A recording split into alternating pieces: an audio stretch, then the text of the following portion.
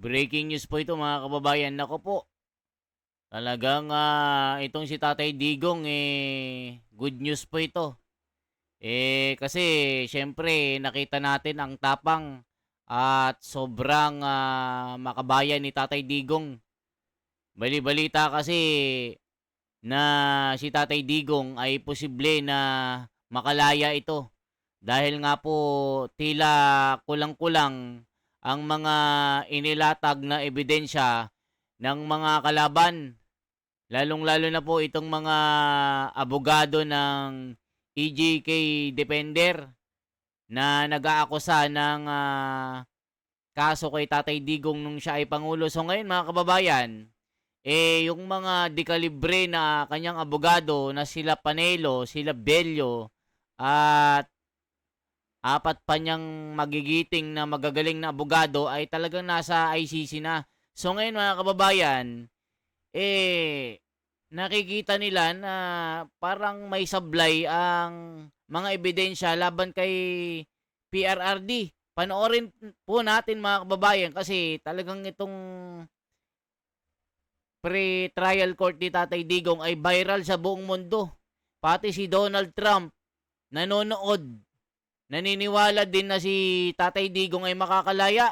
Hala ka, grabe no? So mga kababayan, sasabihin ko sa inyo kung bakit si Tatay Digong ay uuwi na ng Pilipinas. Hanggang sa dulo po panoorin nyo. Panoorin po natin ito. Grabe po. The Duterte family has lost hope that their patriarch will still be able to come home to Davao City. And to give us more details, we have News 5 Mindanao correspondent Bril Montalvo. Good evening, Bril. So, bakit nasabi ni VP Sara na hindi na sila umaasang makakauwi pa si dating Pangulong Duterte?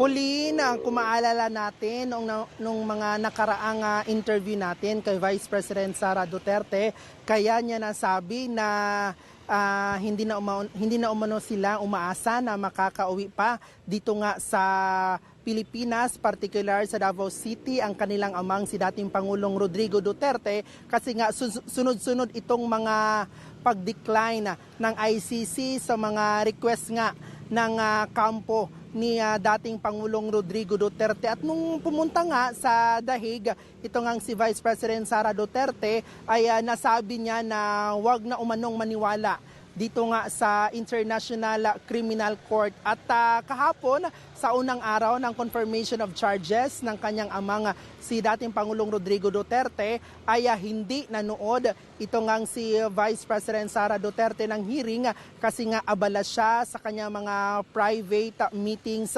kahapon. At ngayon din ay nandito siya sa Iligan City kaninang umaga para mamahagi ng tulong doon nga sa mga nasa noong nakaraang hagupita ni Bagyong Basyang dito nga sa Northern Mindanao, particular dito sa Iligan City. Ang kanyang opisina ay namahagi ng mga gamit pambahay, mga hygiene kit at ito ngang mga food packs. At sabi ni VP Sara ay baka hindi na din siya makapanood mamaya ng second day ng confirmation of charges sa hearing ng kanyang amang si dating Pangulong Rodrigo Duterte. Ayan mga kababayan, pero marami pong umaasa po na si PRRD ay makakalaya ito. Kasi hindi naman sapat ang mga ebidensya na pinapakita sa ICC. Ito ngang pasabog ng mga Marines yung mga ICC investigator daw na pumunta dito sa Pilipinas para kumuha ng mga ebidensya at mga impormasyon laban po sa naging EJK issue ni Tatay Digong, pero nakatanggap daw ng 2 million ito mga kabayan, $2 million.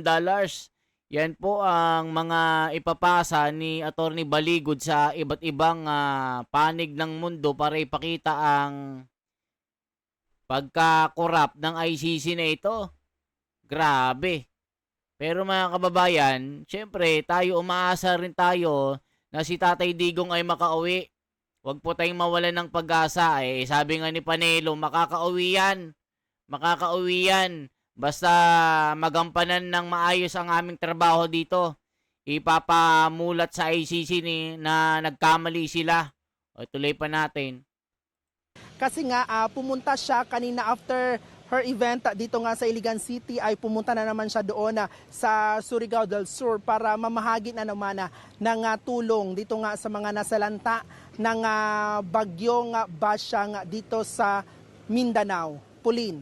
So Bril, ang sinabi daw ng Vice Presidente, wala na daw siyang feelings or reaction dun sa hearing na nagaganap ngayon sa ICC. Ano? Ang gusto daw ni VP Sara ay makita sana personally ang kanyang ama doon sa ICC detention facility. So after ba ng confirmation of charges hearing, may plano ba ang magkakapatid na Duterte na bisitahin si former President sa Netherlands?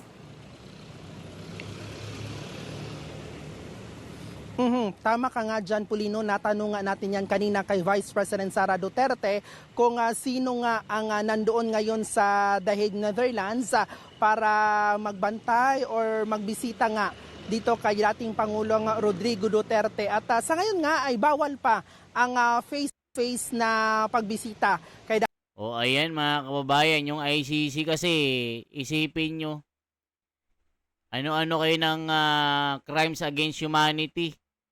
Eh yung pagbisita lang ng mga anak ni Tatay Digong, hindi nyo man lang mapagbigyan. Anong klaseng korte yan? Tapos kakaso-kaso kay Tatay Digong ng crimes against humanity. Eh nasan yung human rights nyo? Di ba mga kababayan, matanda na si Tatay Digong. Hindi na nga makalakad. Eh ito naman ng mga kalaban ni Tatay Digong dito sa Pilipinas, sila talaga ang may pakana dito. Yan, sila Trillanes, sila De Lima, at yung mga group effort. Eh hindi nga idinaan dito sa korte natin eh. Binaliwala eh. Eh kasi nga, itong mga kalaban ni Tatay Digong at kalaban ng mga Duterte, naiinggit sila dahil ang pamamalakad ni Tatay Digong ay gustong-gusto ng mga Pilipino. Eh nakita nyo naman ngayon, kahit saan ka magpunta gulo.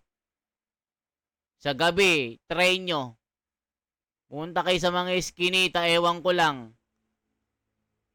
Eh yung hikaw mo kahit hindi ginto, yaring hikaw mo, yung wallet mo, sige. Pumunta ka dyan sa Maynila. Punta ka sa Recto, sa Baclaran. Punta ka sa mga iba't ibang puro na. Eh nakaraan lang mga kababayan sa isang building dyan sa Manila. Pinaghati-hati yung katawan. Isipin nyo mga kababayan. Ang dami pong mga ginagahasang bata, matanda. Ang daming krimen na nangyayari. Nung panahon ni Tatay Digong wala. Tignan niyo po, karamihan po sa mga nadadawit ngayon, yung mga naka-uniforme. O, di ba mga kababayan ko? Eh kasi si Tatay Digong mahal ng mga Pilipino. Takot sila kay Tatay Digong, parang tatay na dumidisiplina sa kanilang anak, sa kanyang anak. Eh ngayon, wala.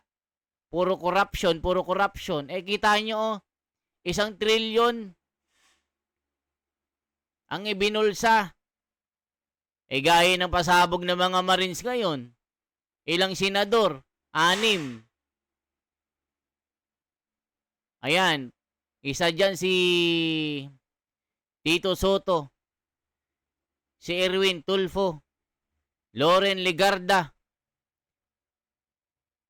Bong Revilla, yung nakakulong na ngayon, Chis Escudero. Ayan po yung isinalaysay na affidavit ng mga 18 mga sundalo na naging private VIP security ni Saldico. At ito pa mga kababayan yung nagbabiral. Yung sumakay, yung dalawa na magkaibigan na si Ping Lacson at si Tito Soto. Na ayon din sa laysay ng mga sundalong ito mga kababayan, na mga Marines, 5 maleta ang kinubra ni Tito Soto na na-deliver doon sa opisina niya sa Baclaran. Ito ang isinalaysay nung isa pong Marine na talagang ipinagdiinan niya at twirang sinalaysay niya ito. Ito na daw ang huling laban nila bilang isang Marine, bilang isang sundalo. Kita niyo naman mga kababayan ang pinaviral ng mainstream media ay yung kay Kulaong, kay FLM, na habang tumitibog, tinimbog ng NBI. Dahil sa nakalaban niya, yung si Makagago. Isipin nyo mga kababayan, parehong vlogger. Ayun. Sabi nila, para pinipersonal daw ng isang opisyal, si Kulaong. Ituloy pa natin ito mga kababayan ko. Dating Pangulong Rodrigo Duterte sa loob nga ng ICC habang gumugulo nga itong confirmation of charges sa hearing sa kanyang kaso, ito nga crimes against humanity. At ayon kay Vice President Sara Duterte, wala pa siyang schedule na sa kanyang nakatagdang pagbalik doon nga sa The Hague. At sabi niya, ang next umano na pupunta doon sa The Hague, kasi rotation silang magkapatid at magkakapamilya. Ang next na pupunta doon sa The Hague para bibisita sa kanilang ama ay si Davao City Mayor Baste Duterte. Pauline. Okay, Bril, may naging payo daw si VP Sara doon sa mga naipangalang indirect co-perpetrator sa ICC na sina Senator Bongo at Senator Bato de la Rosa. Ano ba yung advice ni VP Sara? Tama ka nga dyan, Pulino. Hindi na umano nagtaka ito ngang si Vice President Sara Duterte na ma-mention or madawit kahapon sa ito nga confirmation of charges ni dating Pangulong Rodrigo Duterte sa ICC. Ito nga kanilang mga kaalyado na si Senator Bato de la Rosa at ito nga si Senator Bongo. At may if ever na madawit talaga sila at may warrant umano na lalabas against the two senators, ang payo ni VP Sara ay maghanap sila ng international lawyer at ito nga magaling na ICC lawyer, may alam sa international law para ma-advisean sila kung ano yung tama nilang gagawin. Pauline. Okay, Bril. So, kamusta naman ang sitwasyon dyan sa Davao City? Kahapon, tahimik, walang mga watch party. Ganun pa rin ba today? Yes, Pauline, tama ka nga dyan. Sa ating pag-monitor nga, although nandito tayo ngayon sa Iligan City, na minomonitor din natin na doon sa Davao City kung ano yung mga ganap sa kasagsagan ng confirmation of charges nga nitong si dating Pangulong Rodrigo Duterte, especially na hinihintay na siya ng mga Davaoenyo na makabalik doon sa Davao City. Sa ngayon ay walang mga activity, walang mga programs, mapa pro-Duterte man, mapa anti-Duterte na nangyari doon sa Davao City. Pauline. Ang ang pamilya ni former President Duterte, ang kanyang common law wife na si Hanilet, would you know, Bril, kung nasaan? Pati na rin ang kanyang anak na si Kitty? Ayon nga sa ating source sa Pauline, ito nga mag-ina na si Kitty at Hanilet ay nandoon lang sila sa Davao City, pero wala tayong eksakto impormasyon kung anong ginagawa nila doon or saan sila mismo or eksakto. Ayan mga kababayan ko, ano naman ang komento? No one is above the law. Mga tangalista ito. Only God knows the truth. The wicked will torment in hell. The righteous will be set free. Ang lesson dito, huwag ilagay ang batas sa kamay. Kahit ikaw pa ang may kapangyarihan, dapat talaga maging kalmado ka lang. Bilang leader, hindi naman kasi patayan ang solusyon. Mga tangalista ito. I remember when he said, be careful what you wish. in his presidential speech. O, tignan nyo mga kababayan. Huwag pumili ng Pangulo na maghihiganti dahil walang patutunguhan ang bansa. O, tignan nyo. Anong gusto nyo? Mga kupal na mga kurakot. O, Panelo. May banat dito si Panelo. Panelo ignorant. What's going on with Duterte ICC? Tignan nyo mga kababayan. Oh, wait lang mga kababayan ko ha. Ano pang sinasabi dito? Argumento ng prosecution. Just like Adolf Hitler had his Goebbels and his Himmler, our own shameful Davao Potpot also had his perpetrators to help carry out mga tangalista. Panelo is ignorant of course since he is never part of Digong's defensive team. Ang sabi dito, I thought we settled this once, colony to republic sa dayuhan. Ano bang sinasabi dito mga kababayan? Wait lang ako. Tignan nga natin. Anong sinasabi na ignorant? Panelo ignorant. Ano yung sinasabi ng mga ito? Mga dilawan yata ito. Mga kakampi ng mga tangalista siguro ito. One of the things na inaasahan siguro, and even si dating spokesperson Salvador Panelo pointed out na nagulat siya na hindi na-open up yung issue ng jurisdiction doon sa opening statement ni Attorney Kaufman. Ano po masasabi niyo doon? I'll say this as charitably as I can. No? Salvador Panelo is ignorant of what is going on. This is probably the first time he's realized that the ICC proceedings are very different. No? Ibang-iba yung ICC sa kung ano man yung mga kasong hinawakan niya. Nakalaban ko na si Panelo dati. No? Nag-practice ako sa Pilipinas. Abogado siya ng mga Marcos. Dinidepensahan niya dati yung korupsyon ng mga Marcos. No? And maybe there in the Philippines, he knows what's happening but not in the ICC. Hindi pumasok ang jurisdiction sa talumpati ni Nicholas Kaufman because may pending motion si Nicholas Kaufman challenging the jurisdiction of the ICC. Ang nakikita niyo sa live stream, pre-trial chamber, 3 judges. May isa pang chamber ang ICC. Ang chamber ibig sabihin parang branch no ng korte. May trial chamber. May pangatlo pang chamber, appeals chamber. Doon dinidinig ang mga apela galing sa mga desisyon halimbawa nitong trial chamber.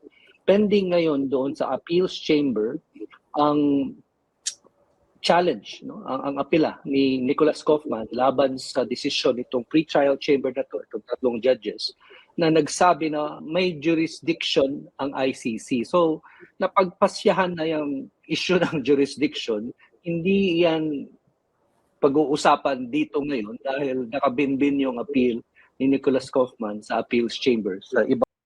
Ayan mga kababayan ko. Alam niyo pag mga tangalista, syempre kontra kay Duterte ito. Didikdikin nila si Duterte, si Tatay Digong. Ano ba ang aasahan sa mga ito mga kababayan ko? Okay? Mga kababayan, basta manalig po tayo, manalangin tayo na si Tatay Digong ay makakauwi ng Pilipinas. Nakakaiyak lang mga kababayan eh. Matanda na yung tao, pinagkakaisahan pa nila. For transparency, for a better democracy, mabuhay po mga kababayan. Salamat po.